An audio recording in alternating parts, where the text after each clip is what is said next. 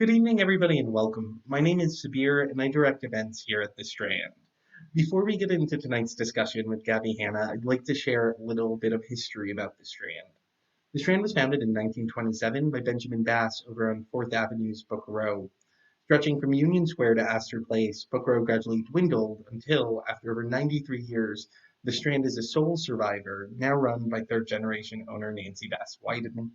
We want to thank all of you for your support. Without our loyal community of book lovers, authors like Gabbie, we wouldn't be here today, and we are so very appreciative of it. And with that out of the way, tonight we are super excited to have with us Strand Events alum Gabbie Hanna, the Billboard charting musical artist and New York Times bestselling author and illustrator of adult lessons. Starting off as a web-based creator, she amassed over 20 million followers across her social media platforms as she focused on growing as an author and artist. A native of a small town in Pennsylvania and a University of Pittsburgh graduate, Gabbie shocked her loved ones when she drove cross country to pursue her dreams in Los Angeles, where she currently resides. She has since crossed over 250 million music streams and 1 billion views on her YouTube channel. Her latest EP, Bad Karma, was released in 2020. Gabbie launched her second book into the world, Dandelion, just this week. So without further ado, please join me in welcoming Gabbie Hanna to the stage. Hi. I was reading the chat and I saw some people saying he's kind of cute, low key. Oh, thank you. I am single, which is terrible during a pandemic. Oh, listen, people in relationships really won during pandemic. However, I think that a lot of people broke up due to the pandemic. Yeah, that is equally true. Mhm. So, I guess before we leap into things, how's your launch week been going? It's been good. I've been mostly sitting in this office, to be honest. How about you? How's your week going? Good, fun. It's events all the time, which I love. Yeah, that's sick. I saw some people in the chat wondering what blazer I was going to wear today. Here it is, guys. I've been wearing one of my great grandma's blazers every day of the tour. So this is the last stop. This is the last color. Just had to flex on it real quick. Nice. Was Like matches my that the great hair. grandmother you mentioned in the introduction who saved your poem? The No, so first that's one. my grandma Patty. She's actually still alive. My great grandma, she died. Sorry. But they saved all of her clothes for a year for me until I could get back home to Pennsylvania and pick out what I wanted because I always loved stealing clothes from my great aunts and my great grandma's closet. So this is one of those. That's wonderful. It's pretty Wow. cool. It is. No, it's a good way of like connecting with your family, which is such a running theme throughout this book. Yeah. I always wear something of hers on like a big day. And today's a big day. Amazing. And then with that, why don't we leap in? So, in the acknowledgments of the book, you talked about how it took roughly 3 years to write Dandelion, Mm-hmm. and you talked about it being pushed back, deadlines, having to be extended, rewriting sections, just really trying to get to a book that you were proud of. Yeah. So, it'd be great if you could just sort of walk us through that journey a bit, like where you started, where you ended up. Sure. It started the same way adult lessons started, where I just wanted to write things. And then before I knew it, I had a collection of things that I wanted to put out. And I had to put out adult lessons before I felt like I was really ready to. And I really had to kind of rush through that book because of the deadlines. So I made sure with this book that I would not give myself a deadline until I was confident that I had enough already. So the book was probably 90% finished before I even took the contract because honestly I got this book offer right after adult lessons. I ignored it for like 2 years because I wanted to make sure that I could actually just write authentic things, because I think with the first book there were a lot of things that I just started writing because I was like, okay, I need a concept, and I was sort of searching for inspiration everywhere instead of letting it just come to me. So after a certain amount of time I decided, okay, I actually have enough that I can confidently put together something that I'm proud of. And then so much of the book is nakedly personal. I mean, when you're writing that, what's that process like over the course of 3 years to be constantly like investigating and engaging with yourself? I've always been somebody who's constantly overthinking and very hyper self-aware in not a really healthy or productive way. I don't think. I think that it's actually probably pretty unhealthy how painfully self-aware I am. But when I write stuff down, it helps me. I actually say this somewhere in the book.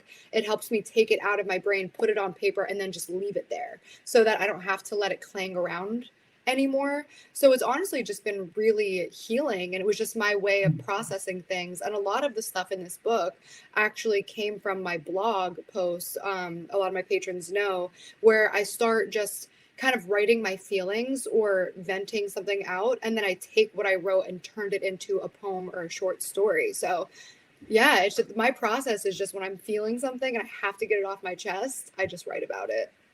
Oh, that's amazing. I loved there was a short sort of like illustration with script where it was like Dear Diary, I'm sorry to bother you again. And like, Yeah. that had me cracking up. It makes sense when you talk about being like that open and needing to process like Right.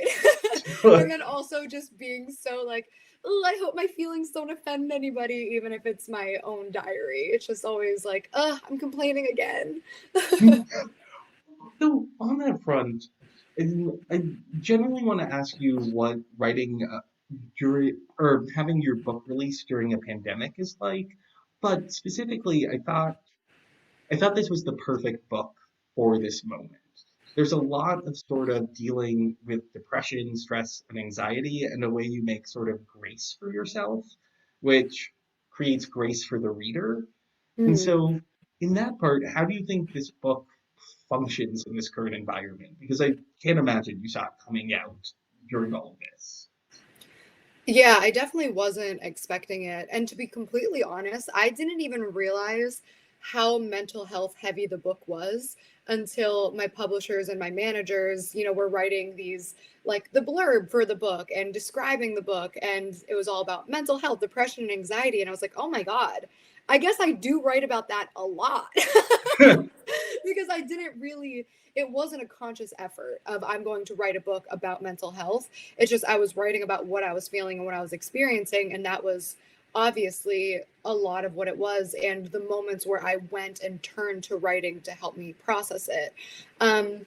As far as releasing it during a pandemic, the only real difference is the deadlines obviously got a little confusing, and just the logistics of printing, and obviously there's no book tour, which is a big part of the publication and making sure that you're getting the PR for it. But we're just making do. I think we're all in the same boat, and hopefully this is a distraction for people outside of the reality TV we've all been watching. I will say it is a distraction. To all of you who have yet to read it, it's fantastic. You'll be engaged, you'll be Thank you. engrossed.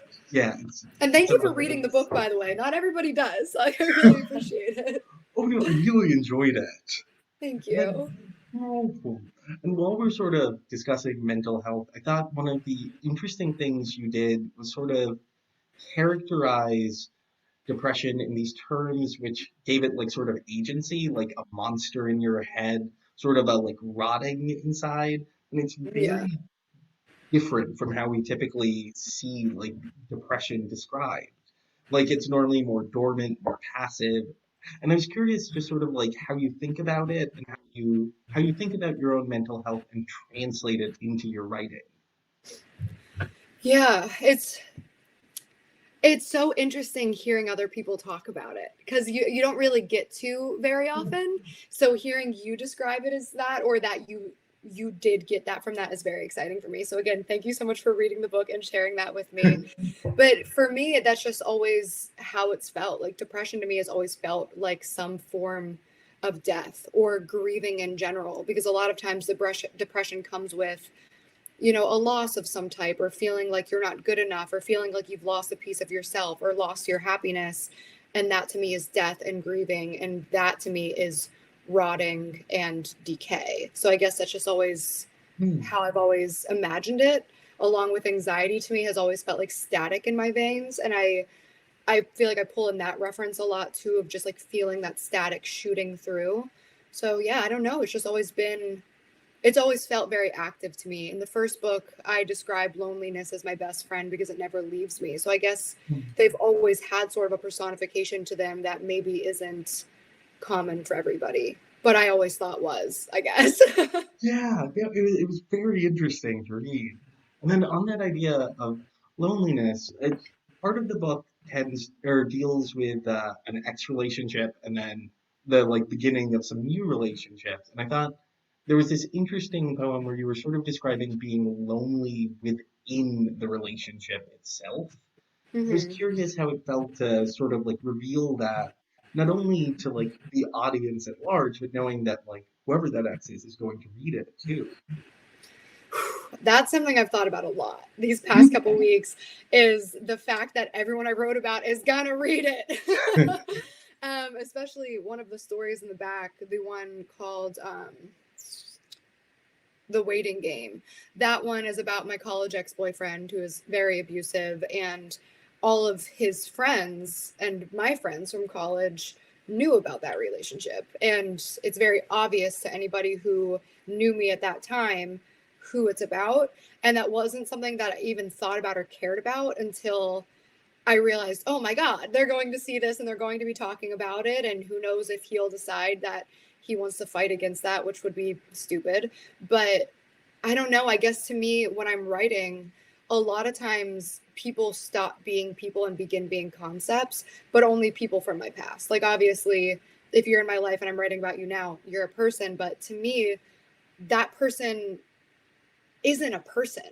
They're just an entity that entered my life, taught me something, probably hurt me, and is now gone. And is just they've just kind of left me with myself to process it and figure it out. But yeah, I don't know where that question started. Sorry.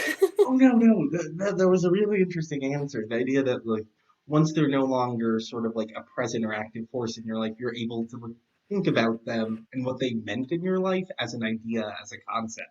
Yeah, like I don't care about him at all. So like it didn't even cross my mind like, oh my God, are his feelings going to be hurt? Is he going to be embarrassed or ashamed? I don't care. He sucks. He's a terrible person. Let them go into the past. Yeah. So along those lines, is it difficult being so vulnerable with the audience? Like with your fans, you share so much of yourself. How do you maintain boundaries between like public and private, Gabby? Well, it's not hard sharing it with my fans. They're great. Like my fans really get it. I feel like I've fostered a group of very empathetic, kind, understanding, artistic, expressive, introspective people. So I'm not worried about them. It's the people who prey on vulnerability that it gets a little bit scary because when you start showing a little bit of that, it's like blood in the water and the sharks start swarming and then they start picking you apart. Or this past year specifically, I feel like every time I talked about my mental health, it turned into you're trying to blame the fact that you're a shitty person on the fact that you have trauma when I'm just generally talking about mental health. So people will find a way to twist anything into something negative if they want. And that is scary. And I feel like as far as sharing publicly online, I feel like I've really pulled back a lot within, I mean, everybody knows about this past year. You might not, but a lot of people know about this past year where I pulled back a lot and then I put out way too much and then I pulled back again and I told myself I'm done letting people into that degree. And then it was like, well, you have this book coming out, so you thought you were done, but you got to talk a lot more. But it is scary, yeah. Because there are so many topics you revealed, sort of like eating disorders, depression, contemplating suicide. And does it ever feel almost too much, like you're not holding anything back for yourself? Totally. I'm definitely in that state right now of that didn't need to be shared publicly. But when I'm writing, it doesn't feel like that. When I'm writing, it just feels like I like the way it sounds. I like the way it made me felt when I write it, and I think it's beautiful. But then it's like, oh, my grandma's going to read this. And then it's uncomfortable again. But at the end of the day, I think that's why people like it, because not a lot of people will talk about things in such detail and such severity. So I don't know. Yeah, and it's a vulnerability which allows people to connect. Yeah. Mm. And then along those lines of connection, there's a lot of sort of revelatory writing you do about your parents and your relationship with them, and sort of like the distance you had to gain as an adult to like Yeah. look back. And I was wondering if you could speak to that and just sort of like share that process of both like writing about your parents and like being an adult doing it, and Yeah. also letting them know you were writing about them. Yeah. When I talked to my dad and my mom about it, I sent them both a text. And I think that so basically this edition that you guys are getting in this stream, this is the primary edition. This has the essays in the back. So I put that off until the very, very, very end. And it wasn't until I was on my 6 week break that I was really sitting and really writing these and pushing back deadlines over and over again because it was so much harder to write about it. And that's kind of the intro to the essays is why am I having so much trouble with this? This is something that I've been saying I wanted to do for years. I think that I have incredibly interesting stories that most of them didn't even get to be in this book for the reasons that I explain in the book. But then when I actually sat down to do it, it it didn't feel right to me. It felt like I was like a YouTuber doing like an expose video and making very private information public when it shouldn't be. So I tried to find that balance of the two where I felt like I could share my story and my experience and give some more insight on who I am as a person and where I come from without dragging people through the mud, because that's never my intention to hurt or drag anybody.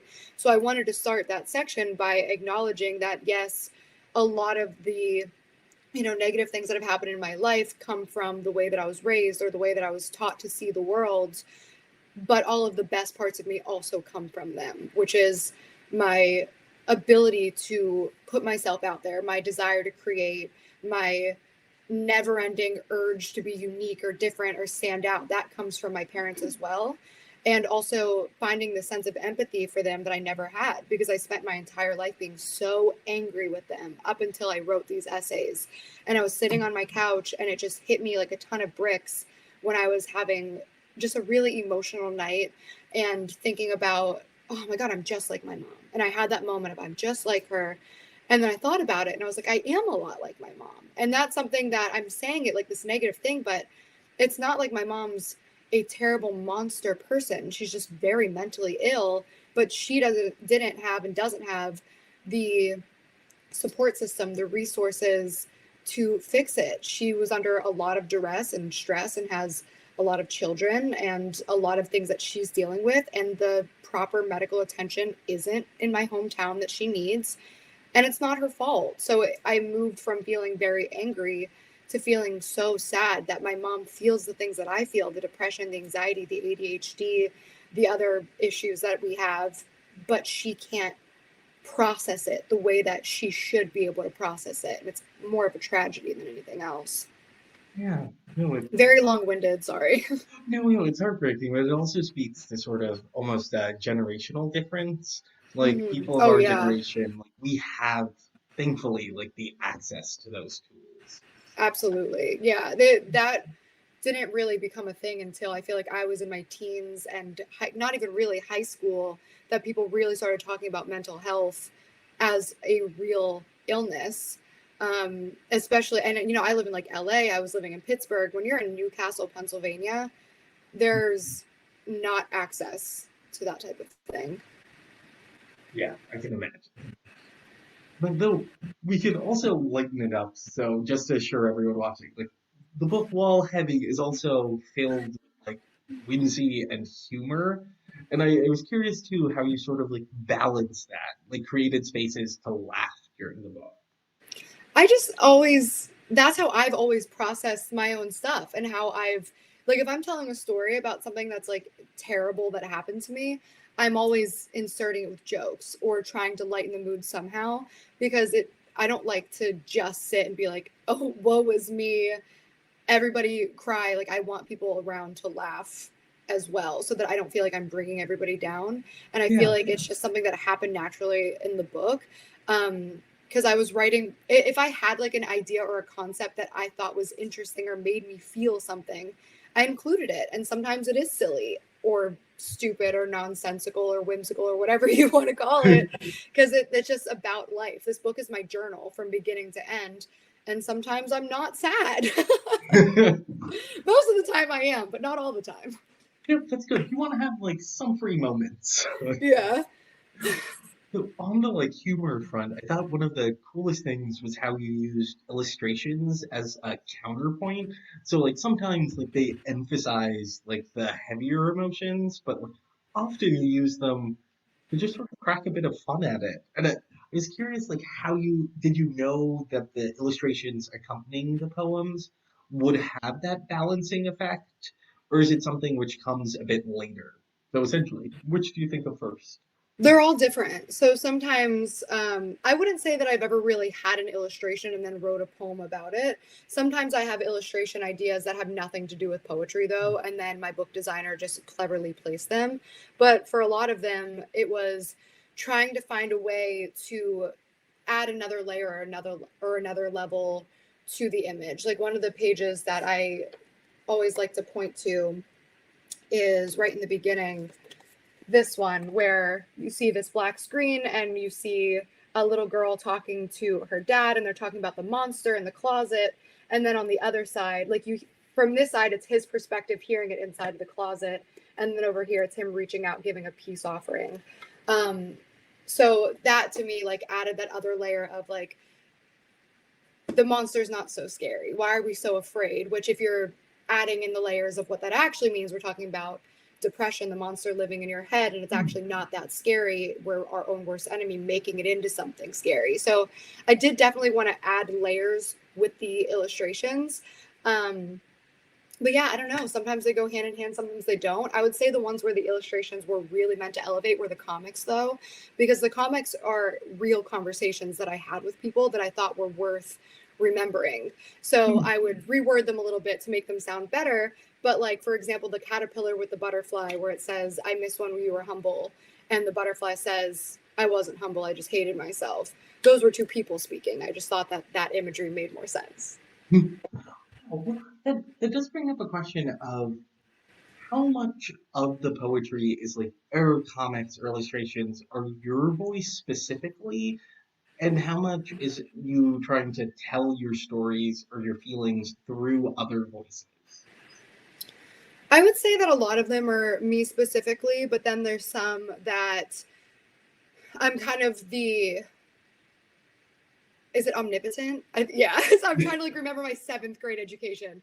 Like this omnipotent voice who's kind of looking. Like Anna is one that I would say, like I never reached a point with my eating disorder where I was very, very frail and, skin and bones, or reaching the point of possibly dying from it. I struggled with different kinds of eating disorders, but I related to those girls, and I wanted to make the point of why girls become that way and that they shouldn't be that way. So like that wasn't my voice specifically, but for the most part, I would say that it's pretty autobiographical.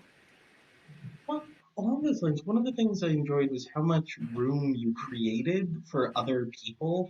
Like, there's the poem "Blind" for your friend Molly, where I think it's Mhm. Braille on the other side. Which So, she obviously can't actually read, but yeah. yeah. Yeah, but there are also sort of like a variety of body shapes you draw, and like it Hmm. seems ethnicities too in the illustrations. And I was Yeah. curious how you think about making it inclusive because the book is inclusive, and like that's not a Yeah. easy task. Well, that was important to me just because I think, especially as we're entering this decade, people are getting way, way more aware of how not woke we are, if that makes sense. And there isn't a lot of diversity, even in books and stuff like this. So like those are illustrations, for example, that they weren't written for specific poems. I just had my book designer place them as they made sense. But I wanted to show a black woman, a beautiful black woman. I wanted to show a beautiful Asian woman. I wanted to show a girl that had some fat around her waist. I wanted to show a girl with asymmetrical breasts. I wanted to show a girl that had a really flat chest, and show that they're all beautiful and they do all deserve a page in this book, because if I would have seen something like that growing up, I think it would have really helped me to look at my body and appreciate my own body a little bit more. Or if you're somebody who has big, wild, curly hair and you're made fun of for your hair, I hope that you look at that book and say, oh, well, this person thought that it was pretty enough to draw, so maybe it is. And I think that we all just need to do a little bit more of that in our life in general. So I hope that this was a good first step for me. Yeah, no, it was wonderful. I think it's what you're saying is so important. It's so necessary for people to see themselves so they can imagine possibilities for themselves. Right, right. Yeah. But on a slightly lighter note, so you draw, you write poems, you write essays, you create videos, you make music. How do you figure out which way you want to express yourself on any sort of like given moment or like any given feeling? Sometimes they come as they come, or sometimes I'm sitting on a concept for a long time to see how it comes. Like Dandelion, for example, was not the original title of this book. I changed it very last minute based on a song idea I had. I've always been really fascinated with the imagery of dandelions, albeit not very original. I've just always really connected to that. So that started as a song concept, ended up as a book title and a poem, then changed into a song, and then the poem became the song lyrics. So that had like this journey of trying to figure out where it belonged. But then sometimes they're both. There's a lot of poems in this book that are lyrics from an upcoming song that nobody's heard yet, or a jumping off point for a song that nobody's heard yet. Because at the end of the day, lyrics and poetry go hand in hand. One just has a melody and one doesn't. So they just happen the way they're supposed to happen, I think. But I think that the poems come more so from journaling and trying to process. And then the music comes from wanting to create something exciting out of something that sucks. Yeah, that's great. But do you find it's sort of useful, like as a artist, because you're clearly one, like in your career development, do you see yourself exploring other mediums, other paths too? Or are these the sort of like 4 or 5 ways you feel most comfortable expressing yourselves? I think that I'm always going to be changing because I get bored really easily, but I also just never want to stop exploring. I can genuinely say that at 29, I've tried almost everything. I've tried acting, hosting, stand up, writing, long form, short form, poetry, music. Like, I really dip my toes into everything to see what feels the best. And right now, music and writing are the two things that feel the best for me. But in 5 years, who knows? Maybe I'll realize that I want to start portraying other people's work. And then I think acting will make more sense. Or maybe I'll just want to be behind the scenes and designing or doing, a clothing line. Or maybe I'll just start a candle company. Like, I don't know what it Yeah. is, but I'm just kind of here. I'm here for the ride and really enjoying the journey, which is something that I honestly can say I haven't done up until this year. It's always been a grind to success. And now I'm realizing I need to enjoy what I'm actually doing because this should be the fun part. Right? This is the time. Yeah. But then on that note, I could probably chop your ear off with questions. No, I I love could it. I love talking about myself. Huh. It's just, it was such a compelling book. But Thank anyways, you. you're going to be sharing a performance with your fans who are here tonight. So I'm going to remove myself from the stage and turn it over Cool. to you. I'll let you know when we're done. Okay. I see Max says this feels like a big friend hang session, and I love it. Me too. Guys, we have Kimberly here today again. Our darling. Okay, we got some cute little light going on. I'm also setting this up for you. Oh. Okay. The perfect day. Let's do butterflies and then go into perfect day. Okay. Ah! I'll have to go check. Oh, I'm so sorry. That's okay. I just hit your guitar. No, it's okay. I didn't. I'm sure it's fine. Sorry, I'm touching my hair so much, guys. I just washed it for the first time, and when I say 3 weeks, I mean it. And it's really pleasurable. So butterflies.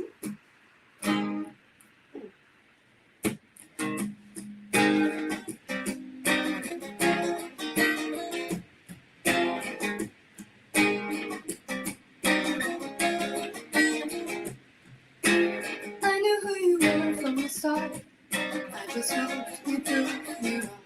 I could spend all you, just letting down my guard while you're stripping me alone. Even I've been shot, but we just missed the mark. Sad to say, our love is gone. I could spend all day just picking you apart, but instead I'll write a song.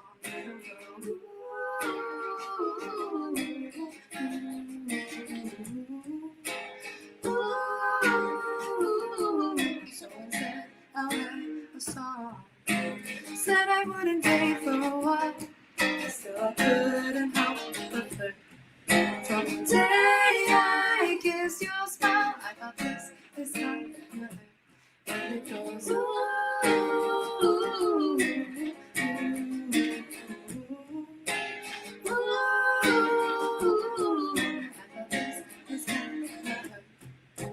this is gonna hurt, this is gonna hurt. Give it all we can, it'll never work. This is gonna hurt, this is gonna hurt. Beware of butterflies, they'll break your heart. Told me you've never been in love, thought that I could be the exception. It's too much to ask of you, I guess I learned my lesson. Bracing for impact, leave my heart intact. I wish you never came around. New situation with low expectations, you still managed to let me down.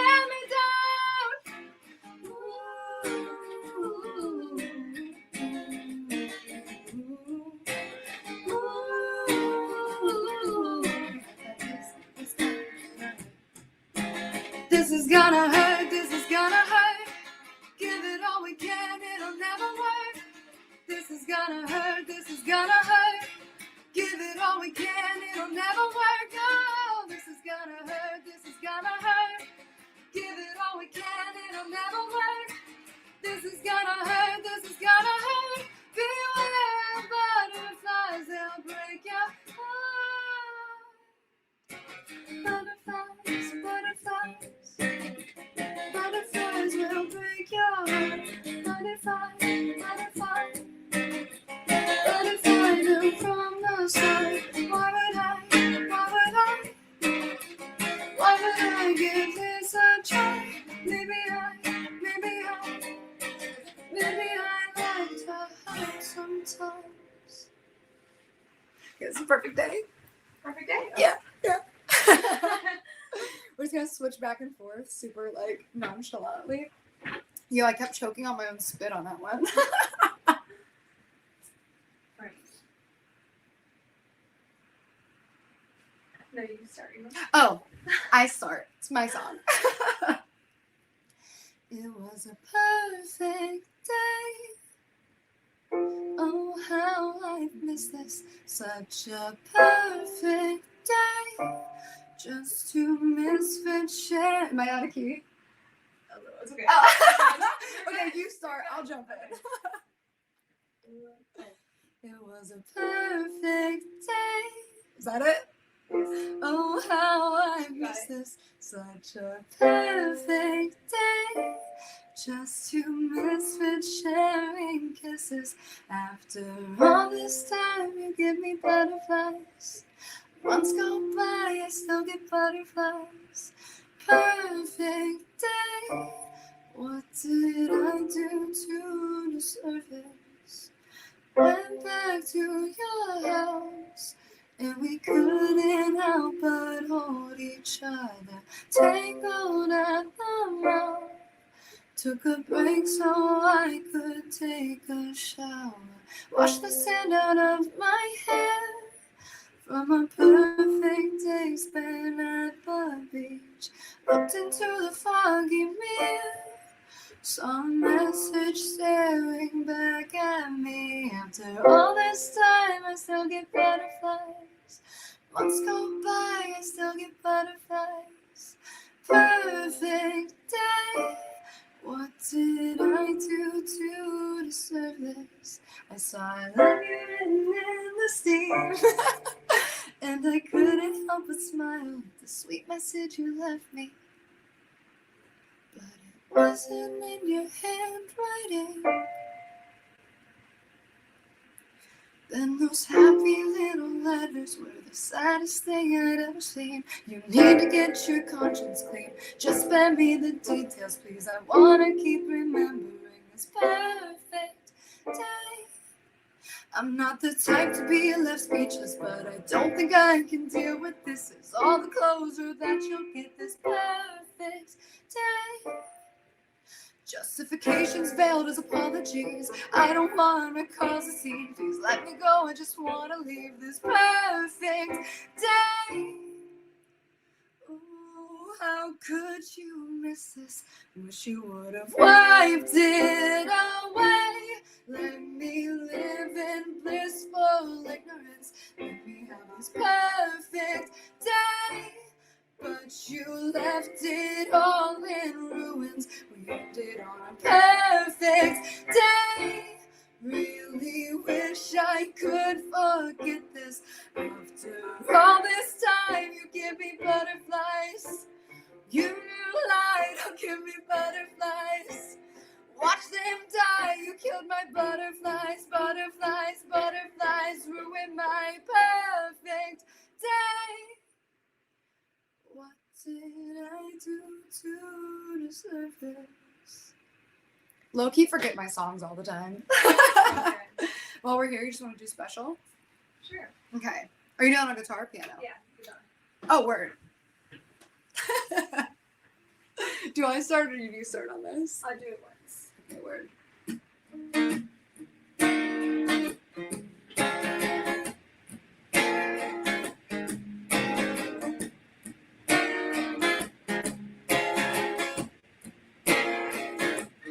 I'm not special. Who the hell am I to think I'm special? I'm not so well. Thanks for asking, but you probably figured what else is new. I try my best still, but I find I wind up in some mess. You keep my head filled with the notion that I don't deserve this life that I built. I'm not special, special.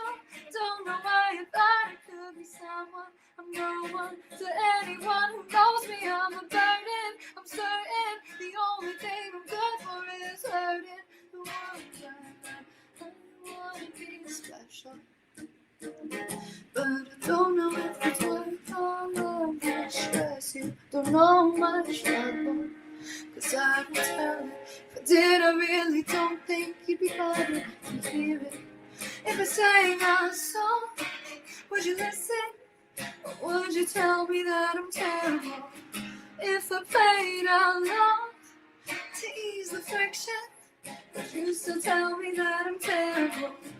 Oh, I'm not special, special. Don't know why I thought I could be someone. I'm no one to anyone who knows me. I'm a burden. I'm certain the only thing I'm good for is hurting. The ones I love, not the ones I love. They truly love me, the ones I love.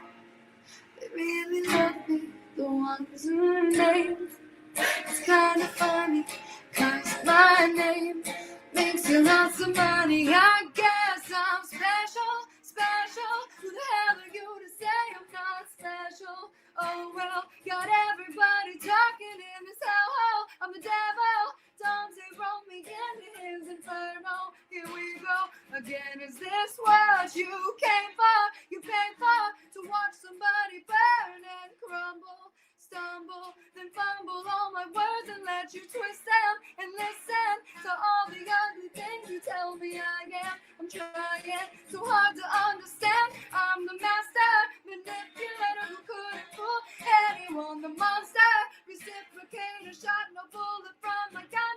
Drama queen who never seems get applause from anyone. I won't be who you say I am if I sing a song. Would you listen, or would you tell me that I'm terrible? I won't play alone. This game is twisted, and I think that would make me terrible. That would make me. What should we do next? Medicaid? Let's do Call Me Crazy. Let's do Call Me Crazy, and then let's do Dandelion. Oh. Okay, cool. Just like figuring it out on the fly. Hey guys, what's up? Well, see, the thing is, Kim's a really good guitar player and piano player, and then she just like showed up and was like, I learned a bunch more songs if you want to do them, and then we like briefly touched on them but didn't like really go through them, so we're just kind of figuring it out as we go, and I'm here for it because it's just you guys and we're just chilling and everybody's cool here, so hell yeah. Call Me Crazy? Yeah.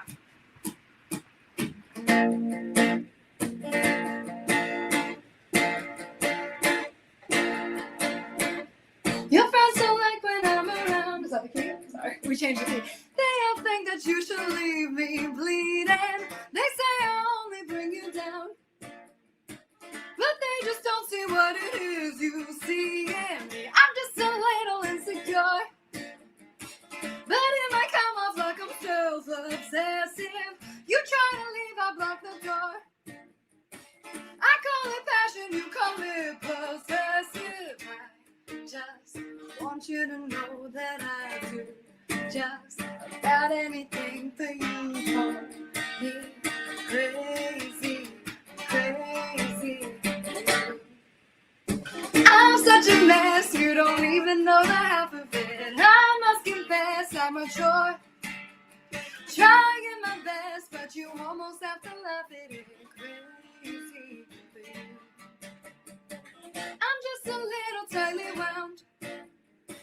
I don't need much, I just need you to need me. You cry, I relish in the sound, 'cause that means it might be too hard to leave me. I just want you to know that I do just about anything for you. Call me crazy, I'm crazy for you. I'm such a mess, you don't even know the half of it. I must confess, I'm a chore, trying my best, but you almost have to laugh at it. Crazy for you. I'm so intense, you don't even know the half of it, but nonetheless, you want more. Love the suspense, but you almost have to laugh at it. Crazy for you. I'm not crazy, I'm crazy for you. Fun! Let's do Dandelion. We have to. It's the namesake of the book. It's the reason that I have the song, really. It's because I was like, oh, I should make a song about the book, and here we are.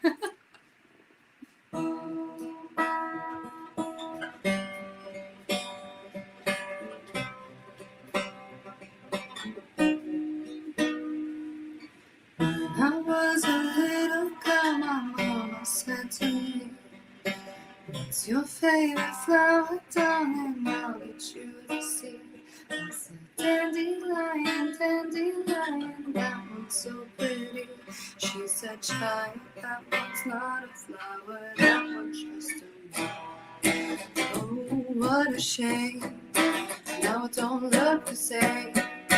Guess it don't look the same. Oh, what a shame. Tell me what you want. Dandelion. You can't stop me from multiplying. Hold me from the dead. No, you don't want me in your body. Dandelion, dandelion.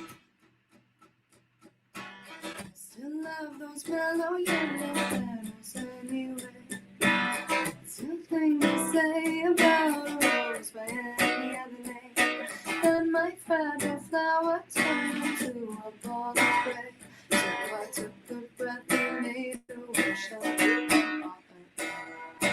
Oh, what a shame. Now it don't look the same. Guess it don't look the same.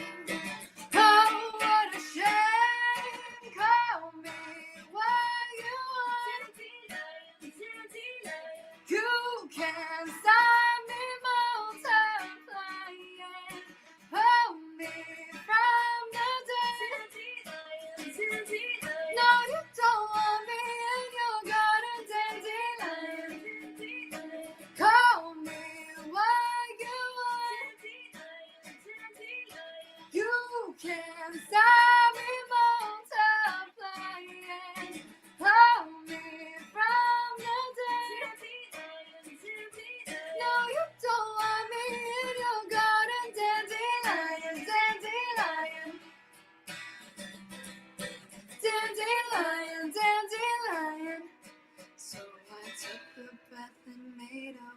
That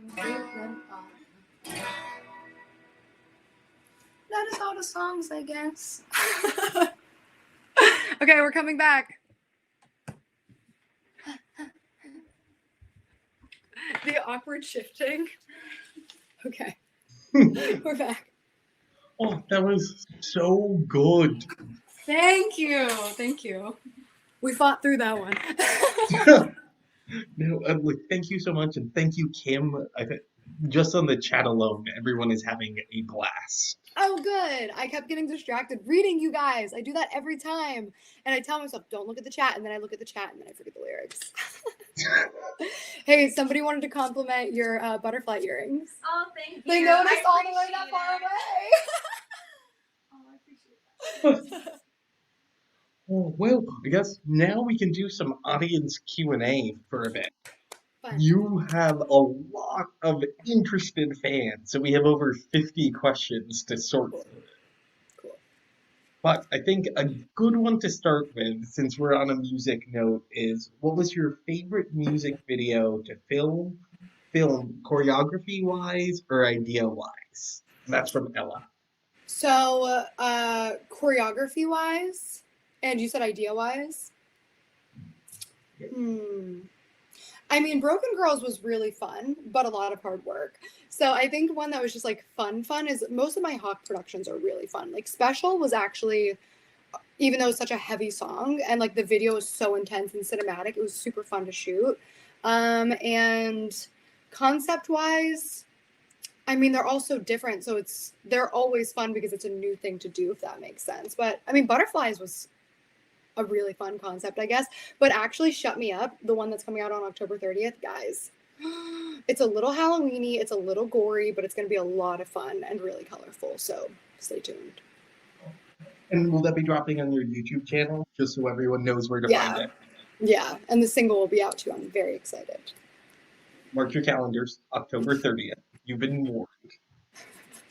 Oh my God, those are the opening lyrics to my next song after that. Well, so for our next question, it's gonna be a bit of a turn back, but someone asked, can you talk about how some of the poems from adolescence are referenced in Dandelion? What made you choose those? I'm trying to think of what they're thinking of specifically, because I'm sure that I did it, but honestly, in this moment, I can't think of it. I know it definitely happened, but if I did it, it's just because I think that those, because I do it in my lyrics all the time too. Like my songs will reference and call back to the other ones, but they're just the same type of things, that they don't die. Like those feelings don't go away just because the book was published. So I think that callbacks are nice. I don't know. And then on the adolescence theme, which to the audience will be dropping a link to it, so if you don't have it already, you can purchase a copy and get a signed book plate with it. But did publishing your first book change the process of your writing in any way? And then For sure. Yeah, my writing changed quite a bit. The first book was definitely leaning more so on like parody and humor and silliness with the kind of darkness sprinkled in. And I feel like this one is more so darkness with humor sprinkled in. So yeah, I think that the first one, I was too insecure to be like, I'm a poet, I'm writing poetry. So I hid behind, oh, well, it's kind of like a parody of Shel Silverstein. It's inspired by Shel Silverstein. And this one is just a full-fledged poetry book, you know? I'm curious, was there a moment where, and this is a bit of a pivot, we will return to audience questions, I'm sorry, but I was curious, was there a moment where you realized, like, yes, I am a poet, like you were willing to claim that identity? I think honestly, after the first book was out, then I was able to say like, yes, I'm a poet. I am a best-selling author of a poetry book, so I can stop hiding behind the shields, because I'm a pretty insecure person and I need a lot of external validation, which is one of my greatest pitfalls in life, is needing approval all the time. But once I kind of had the approval, I had the confidence to move forward. Same with music. I put out my first song as a promotion for my poetry book, and then after that song did well, I was like, I guess I'm a musician now. But I always wanted to be a musician, you know? Yeah. Yeah, that's one of the sort of like hallmarks of like a true artist. Like in any genre, you're just able to express yourself, and like you're expressing yourself and claiming a new genre. Yeah. And then, oh, our next question is a bit more fun. It's from Caitlin, and she says, what is your favorite snack in your snack hacks book?" Oh, I love them all. That's why they're all in there. Um, the one that I eat the most and crave the most is probably the buffalo chicken dip or the buffalo faux chicken dip. You're on the East Coast. Have you ever had buffalo chicken dip? Oh, I love buffalo chicken dip. It's Okay, my super. snack hacks book has a healthy version of it that tastes so good. Do you have it? I'll have to send it to you. Yeah, I will run down through the store and grab it. I love buffalo chicken dip, and like Oh. Listen, email me after this so that I can send you the PDF of my snack hacks book so that you can make it. oh, done. I will totally do that. Okay, good. Let's see. Our next question is from Holly, who asks, "Which is your favorite from Letters to Strangers?" Oh my God, that project. So that's in my other book. I'm not sure if you knew. That's in the Barnes and Noble edition of it. That is such a solid edition. A lot of the writers are or letters are super personal. I think that probably to the first man who broke my heart, to my baby brother, and to Claudia. I think those three are the ones that are always at the top of my head. I'm gonna have to look that up. I'll send you that too. Thank you so much. I Of course, appreciate just it. email me after this so that I can contact you. Done. So our next question is from Victor, who asks, "What is the biggest lesson Dandelion has taught you, both as a writer and as a person?"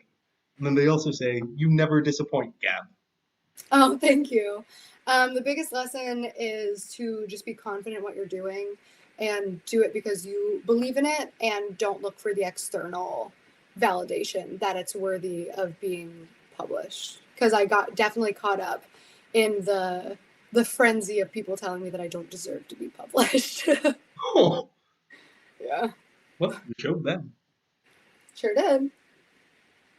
Our next question is from Tilly, who asks, "How did you start off with digital drawing? And was there an artist that your first drawings were inspired by?" I started off because I knew that I wanted to do this type of book, and I was originally looking for somebody else to illustrate the book. And I was playing around with some ideas of, oh, it'd be kind of cool if I could get, different fans to do different illustrations and then commission all of their work for the different poems or have a friend or a family member or somebody. But it just didn't feel right to have somebody else be such a huge part of it when it's such a personal book, if that makes sense. And the only thing that felt authentic was for me to do it. So I bought an iPad and just started digitally drawing, and that was my first foray, was a published book. Really? I always do things in a very reckless way, and that was very reckless. That's really impressive and cool. I mean, that the drawings in adult lessons aren't anything to like brag about.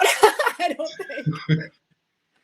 I'd actually love to do an updated version, like a what's it called when they like revamp a version of a book and make changes and stuff. Oh, I should know this, but I'm just gonna say re-release and hope I'm right. I would love to do one of those of that book where I can like redo the drawings, fix the typos. Then let's see. Our next question is going to be from Sierra, who asks, "Do you have any advice or tips for becoming successful on YouTube? I've been doing YouTube for 8 years and I'm not sure what's the next step." I honestly never have the advice for that because I came from Vine. So I just kind of pushed my audience from there to the other. But if I was trying to start from the ground up, I honestly have no idea what I would do. I'm sorry. Fair. It's a It completely sounds different. impossible, to be honest. I not to discourage you, keep trying, but I wouldn't know. Well, on a different question note, what's your favorite drawing from the book from Liz? This one, I'm gonna flip through and stop at one that catches my eye because I really do like a lot of them. This one was one of the earlier ones. It's one of my favorite poems too, just like the two little dead people. I'm a lot more like macabre than I realized. Oh no, I love these ones. I like the space ones that I put in here. I don't know if you can see on the screen, but it's like a moon balloon. It's a balloon, I guess. I don't know. They're all pretty simple 2D. A lot of them were paintings that I also put around my house and then did an illustration version of them into my book. But I like them all. I think they're all fun. My favorite illustration I've ever done, though, is Early Bird in Adultolescence, where the head is running after the body. I love that one. Oh, I will look it up immediately. Totally. Sorry. So our next question is from Jasmine, and she asks, "What inspired you to write each edition of Dandelion?" What was the inspiration behind each one? Hmm. So I had started Letters to Strangers probably around the time I started this book, but it was only ever supposed to, I wrote like maybe 2 of them out as blog posts. And then I decided I wanted to write a book called Letters to Strangers. And I had a list of like 20 different stories or so that I wanted to write the letters to. And then I just have been planning like a full memoir in my notes for probably 4 years now, and was going to wait a lot longer before putting out a memoir until I was like old enough to confidently say I have a story to tell. But then Target and Barnes and Noble asked for special editions. So the inspiration was really, they asked for extra content.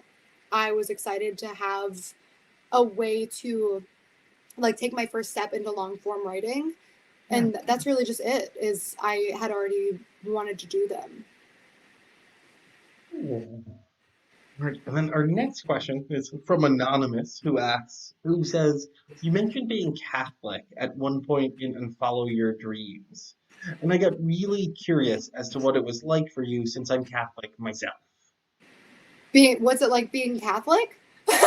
Which broad question. So let's make it a bit more specific in the like do you find like your faith plays a role at all in your writing if you are a person of faith still?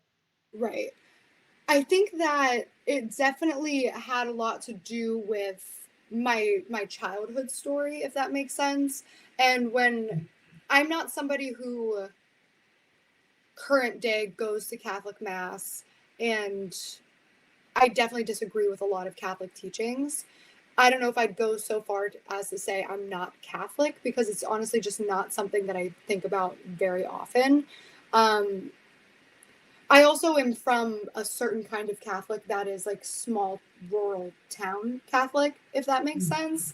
So like a lot of the teachings that we were raised with were that being gay is wrong, or that you know what I mean, like the typical Yeah. Catholic stuff. So it doesn't really play a huge role in my adult life, but I definitely take a lot of the teachings that I learned just about, kindness and forgiveness and empathy, and I look a lot into the tradition of Catholicism more so at this point. Like my mass that I grew up going to was Maronite Catholic, and it was in Arabic. So like that's a big part of my life and my culture, is just going to Arabic mass every Sunday with my family and celebrating that kind of tradition. But yeah, I don't know. I don't think I'm particularly religious at this point. I had no idea Arabic math was a thing. That's fascinating. I'm gonna look it up Oh yeah, immediately. the Maronites are like this little sect of Catholics in Lebanon that were kind of rebelling against the like cultural and religious oppression there, and they were like Yeah, little warriors. We're like, we're Catholic, so that's my heritage. that's great. Our next question is from Aaron, who asks, "What was the easiest song to write and the hardest song to write?" mm. Easiest, probably ones that you haven't really heard yet. Actually, no, Call Me Crazy was incredibly easy to write. I wrote that in like an hour, I think. The hardest ones to write, Stoneheart took a lot, and we were like really stuck. And sometimes there's just like we have another verse that we need to fill in, and I can't find the words, so that one was difficult. special, I wouldn't say was difficult to write, but it was difficult subject matter. But the actual writing of it was really easy because it was exciting to take what I was feeling and put it into something creative. Yeah. But yeah, nothing's really ever like hard to write because I only ever write when I want to. That's actually great writing advice. To write when you want to? Exactly. Yeah, to not Yeah. just sort of like give in to what you're told you should be writing about. Yeah, people put a lot of pressure on themselves when it comes to creation. A lot of people ask me a lot about what do you do when you have a writer's block or whatever. I just don't. I don't write if I have a writer's block. Oh, that's great. But on that line of advice, we have a question from, and forgive me if I'm pronouncing this incorrectly, Montia, who asks, "What's the best piece of advice someone has ever given?" I'm so mad that I can't remember what it is because I remember when I heard it and I said, that's going to be my new thing. That when people ask me this specific question, I'm going to give that answer. So I can't think of it right now, but I would say the best piece of advice that I kind of live by is just if the worst thing that can happen is nothing, to do, just do it. You know what I mean? What's the worst case scenario? Oh, nothing changes. Do it. Go for it. But I guess I take it back. The best advice that I've ever been given is to be okay with people not knowing your side of the story and just be okay with knowing that you know the truth, because you can spend your whole life trying to debunk a rumor or a lie or trying to control the way others see you. And if you live your life like that, you will die. Oh, yeah. We are a bit over on time, but I think we can squeeze in one more question if you're up for Cool. it. That question is, and I'm just kind of curious about this one myself. Is there a significance to the little rat man who appears throughout the book? So that actually came at the suggestion of my Rachel just reminded me of advice. Thank you. Okay, Rachel reminded me of my best advice. It's don't take advice from someone who doesn't have what you want, because everybody has an opinion and everybody wants to tell you how you should be doing something. And like there's so many people who tell me like this is how you should be writing your book or this is what poetry is, and I'm like, you don't have a book. Like, what are you talking about? You've never written a book. How can you tell me how to do it if you've never done it? Or like somebody who has failed relationship after failed relationship trying to tell you how to handle yours. And it's like, what? So that's it. Thank you, Rachel. So my fans have named the rat Roscoe. That came at a suggestion of, I had a bunch of, I would call them like, they were just sort of like short little tidbits that I had that had titles to them, but they weren't enough to be a full poem, and they kind of made it feel like random and scattered and unnecessary filler, but they weren't thoughts that I wanted to erase completely. So I just turned them into little characters giving advice because most of them were just little bits of wisdom. So my book designer was like, well, why don't you create a character and have the character tell them? And that's what it was. Well, no, thank you so much for a fascinating discussion, a Thank great you. platform. Oh, no, the honor was mine. I thoroughly enjoyed Well, I think the honor was also mine. I think that we both had a great honor today. it. We were both honored. Yes. Yeah, well, so thank you, and the audience, thank you so much for joining us. We truly appreciate you spending your evening with us. And if you haven't already purchased Dandelion, or you'd like to purchase a copy of Adultolescence with a signed bookplate, I am dropping the link in the chat. So feel free to. And on that note, thank you, everyone, and have a good night. Thank you, everybody. And don't you forget to email me so I can send you my snack hacks. Done, I promise. Okay, cool. All right, Well, bye, guys. Thank you so much for coming. I appreciate you so, so, so much.